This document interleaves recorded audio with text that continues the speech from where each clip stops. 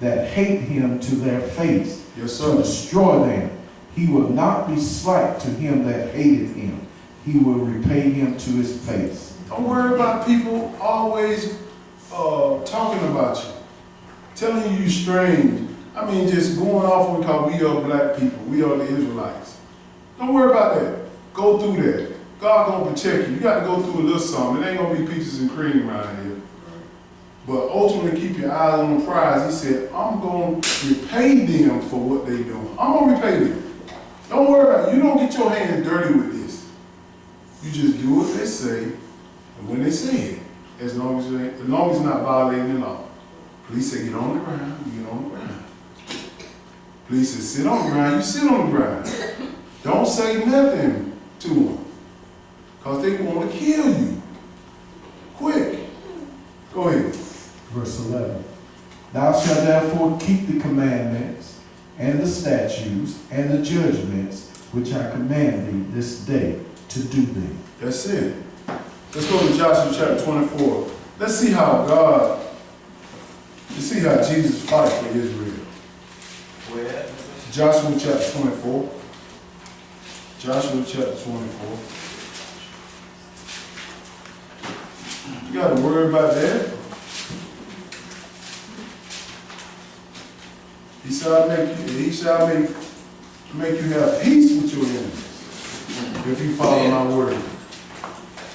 But we so busy trying to take this stuff in our own hand. Can't take this stuff in our own hand. It's worked out too perfect. I'm going to show you how Jesus protected us.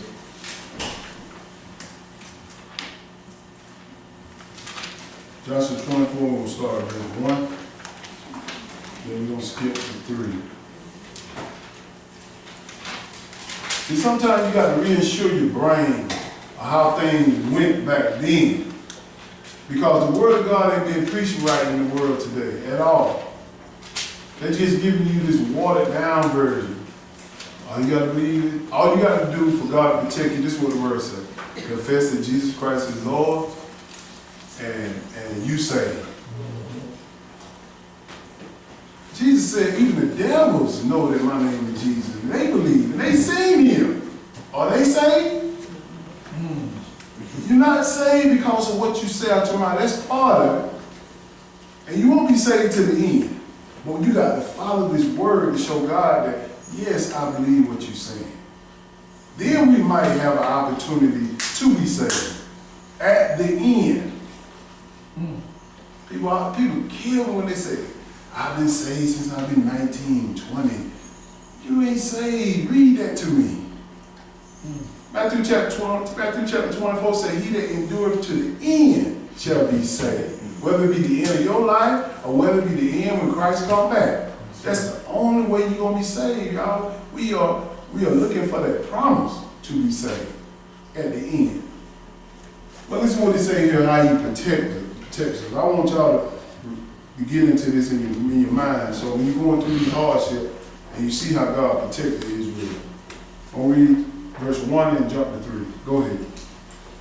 And Joshua gathered all the tribes of Israel to Shechem, and called for the elders of Israel, and for their heads, and for their judges, and for their officers, and they presented themselves before God. So he Joshua called all the peoples of Israel and Shechem. Call them. So he going to tell them something. Go ahead. Verse 3. Go ahead. And I took your father Abraham from the other side of the flood, led him throughout all the land of Canaan, and multiplied his seed and gave him Isaac. So he telling the generation or lineage of our people how he protected us all the way through the flood. Go ahead. And I gave unto Isaac Jacob and Esau, and I gave unto Esau Mount Seir, Yes, sir. to possess it. But Jacob and his children went down into Egypt. That's when Joseph was sold to the Pharaoh in Egypt at the time. And then that's how Israel got into Egypt, once he became second in charge. Go ahead, bro. I sent Moses also and Aaron, and I plagued Egypt according to that which I did among them, and afterwards I you out. Understand, he said, I played. Meaning, he did this. No one else did this. He didn't have nobody else to fight, no other man. He said, I did this. That's our king. This is how he protected us. Go ahead. And I brought your fathers out of Egypt, and you came unto the sea. And the Egyptian pursued after your fathers with chariots and horsemen unto the Red Sea. You know when that time happened when Moses led the children of Israel through the Red Sea, and they saw the Pharaoh coming out, they got scared. God said, don't worry, I got him. He just wanted to lead them up to that wall and kill them all. Go ahead. And when they cried unto the Lord, he put darkness between you and the Egyptians, and brought the sea upon them, Yes, sir. and covered them. And your eyes have seen what I have done in Egypt, and ye dwelt in the wilderness a long season. This is how he protected Israel. Nobody else doing this but God. He want to make sure that we know his power, how he doing this. Go ahead. And I brought you into the land of the Amorites, which dwelt on the other side, Jordan, and they fought with you. And I gave them into your hand, that ye might possess their land, and I destroyed them from before you. Go ahead. Then Balak, the son of Zippor, king of Moab, arose and warred against Israel, and sent and called Balaam, the son of Beor, to curse you. Yes, sir. So he called Balaam the curse of this other false god, pagan God. Go ahead. But I would not hearken unto Balaam. Therefore, he blessed you still, so I delivered you out of his hand. Go ahead. And you went over Jordan and came unto Jericho, and the men of Jericho fought against you, the Amorites and the Perizzites and the Canaanites and the Hittites, Yes, sir. and the Girgashites and the Hivites and the Jebusites, and I delivered them into your hand. He delivered them in whose hand? Their hand. They're in Israel. Understand, God is fighting for us. That's the only person that's going to fight for us right now. You see, the police ain't on our side. The judges ain't on our side. None of this stuff is on our side. If we don't have God in his right spot, being the king over us, he cannot protect us. That's why these black men and women are dying in the streets. Because they choosing who? Another king. Or whoever it is. Think they can get some protection from these people. You're not. The only protection you're going to have is from Israel. The God of Israel. This is what it says, verse 12. And I sent the hornet before you, which drove them out from before you, even the 2 kings of Amorites, but not with thy sword, nor with thy bow. God said, I took the hornets and drove them out. He used insects. Not even knives and guns, with knives and swords in the bow. I use insects to drive these people out. That's how powerful he is. Just want y'all to see this. Go ahead. And I have given you a land for which ye did not labor, and cities which ye built not, and ye dwelt in them, of the vineyard and olive yard which ye planted not, do ye eat. He giving you all these vineyards, these cities to dwell in, and you ain't planting nothing there. And when Israel came over to the land, it was plentiful. That's why they said it was a land of milk and honey. They didn't have to do nothing but come in the land and tell the people how God wants us to live. But they get influenced by other nations because it seems fun to them. Israel don't like rules. They feel like we confining them when we tell them, you got to be here on the Sabbath day. You can't be buying and selling on the Sabbath day. This is what the Lord said. This is how we get our protection. And the dietary law, we eat all the catfish, wine, and all this stuff. This is our protection. The law. But listen what he say here. Go ahead. Now therefore fear the Lord, and serve him in sincerity and in truth. Put away the gods which your fathers served on the other side of the flood and in Egypt, and serve ye the Lord. That key word, fear the Lord. Nobody look at the word today. They do not fear the Lord at all. Their kids, they go to sleep at night. Won't even wake them up from killing. These folks are sick today. They are very sick. Evil. That's right. Evil. When you beating up old ladies and killing old men, and young kids, man, something wrong with you. And you look at our people, we started to do some of this stuff back in the day. You can tell, oh, a white person done that. Not today. Not today. Go ahead, bro. 15. And if it seem evil unto you to serve the Lord, choose you this day whom ye will serve, whether the gods which your fathers served that were on the other side of the flood, or the gods of the Amorites in whose land ye dwell. But as for me and my house, Yes, sir. we will serve the Lord. We gonna serve. That goes for me too. Me and my house, we gonna serve the Lord. He said, choose. But Israel don't understand how jealous God is now about his law. Very jealous. Jump down to verse 19. Look at that. Go ahead. And Joshua said unto the people, ye cannot serve the Lord, for he is an holy God. He is a jealous God. He will not forgive your transgression nor your sins. Go ahead. If ye forsake the Lord and serve strange gods, then he will turn and do you hurt and consume you. After that he has done you good. See, that's why there's so much destruction in the land today. God is hurting this nation. It ain't the devil. The devil is just a weapon of God. He tell him to go out and do these things. Come on. And he tell him to sit down, boy. That's enough killing right now. He controlled it all. Most people got more fear in the devil than they got in God. He says, serve the God with fear and trembling. Meaning you got to understand how this God operates, the God of Israel. These people fear the judges of the land, the mayors, the police officers. They think about God at last resort. Oh, I'm going to pray. I'm going to church. Like they're going to bring them over. God laughing at you, man. Laughing at you. Let's go to 1 Samuel chapter 8 and verse 5. We're going to start at 5. Let me show you how God do you hurt when you choose another king to be your leader instead of the king of Israel. This is the results of choosing another king. We're going to start with verse 5. I just want to retouch that again.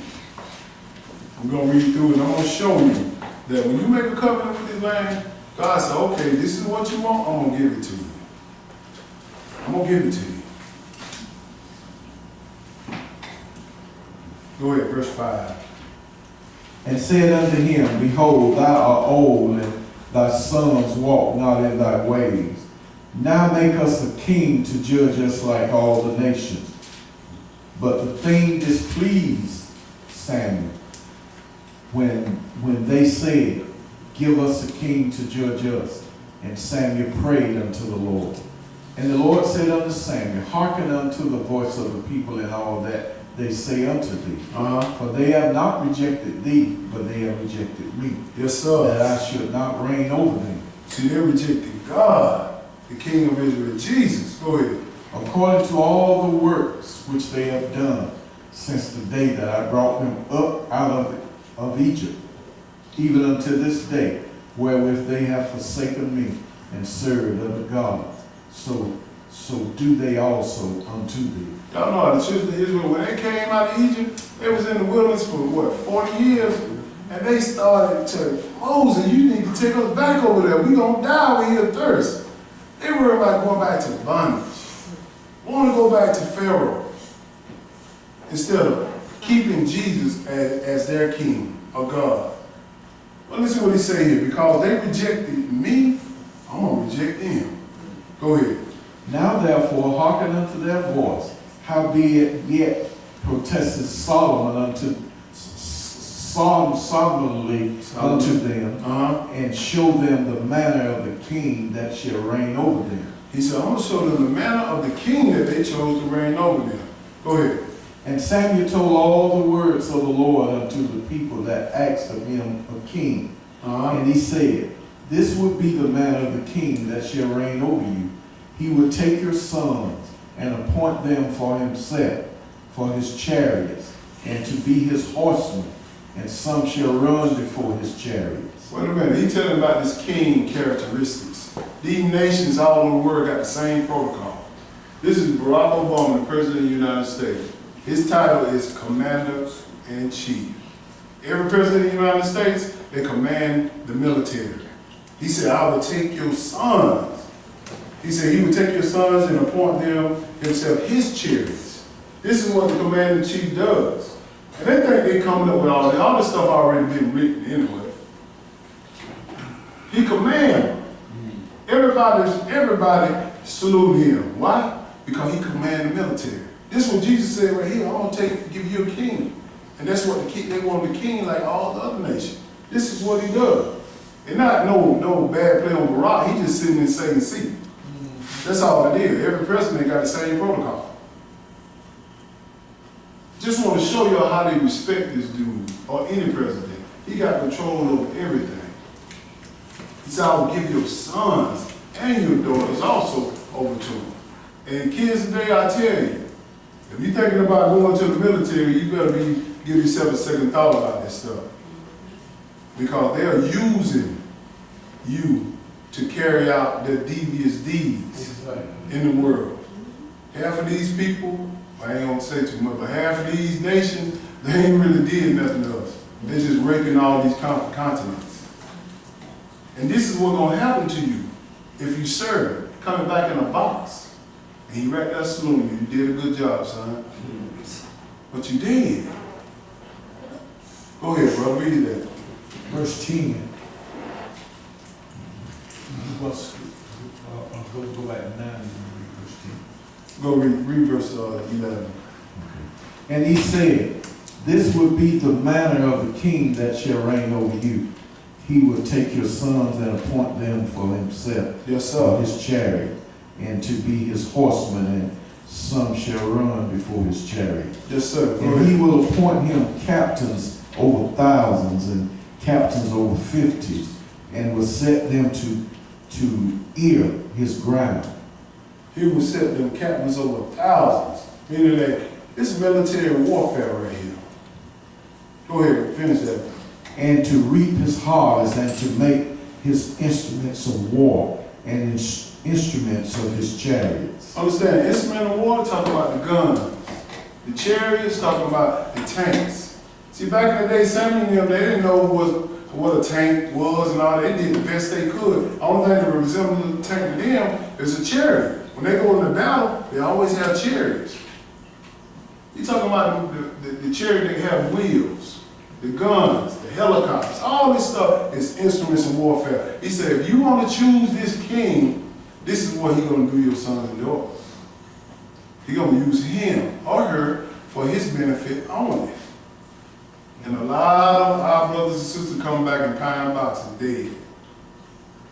And this all written right here. Go ahead, Chelsea. And he will appoint him captain over thousands, and captain over fifties, and will set them to ear his ground, Yes, sir. and to make his instruments of war and instruments of chariot. Go ahead. And he will take your daughters to be confederaries, and to be cooks, and to be bakers.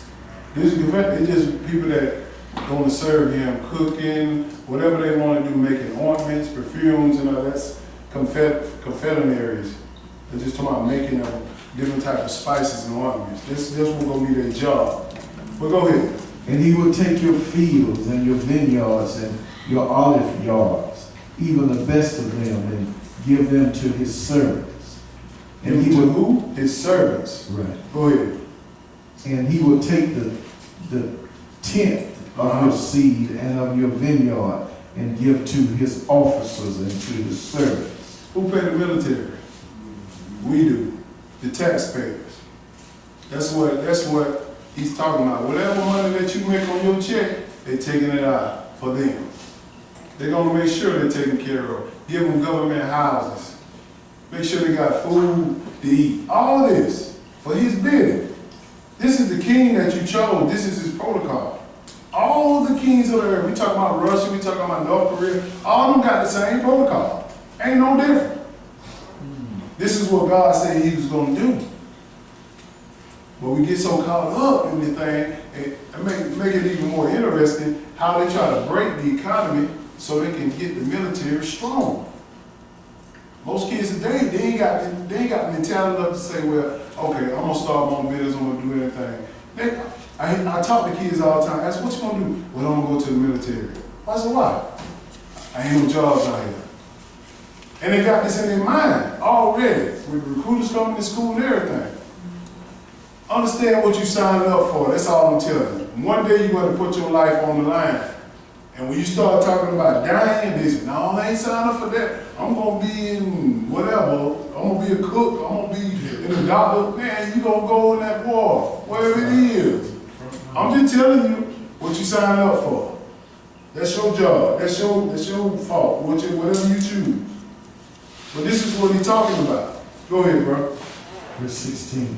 And he will take your men servant and your maid servant and your goodest young men and your asses and put them to his work. Yes, sir.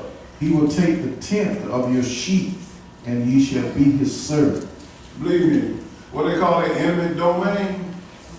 If the military, they got a law, it said the military, if they need your land, if they need your cattle, they can possess it. The government, eminent domain. All this stuff written, they ain't come up with this stuff. God already said he gonna do this. They just following through. They think they running it. But God influencing their mind to do his bidding, not his will. Come on. Amen. Go ahead, bro. 18. And ye shall cry out in that day because of your king, which ye shall have chosen you, and the Lord will not hear you in that day. And you got a lot of mom and dad crying out this day for their children over there. Come back, wounded and dead. And y'all the one put them in there. You know what I'm saying?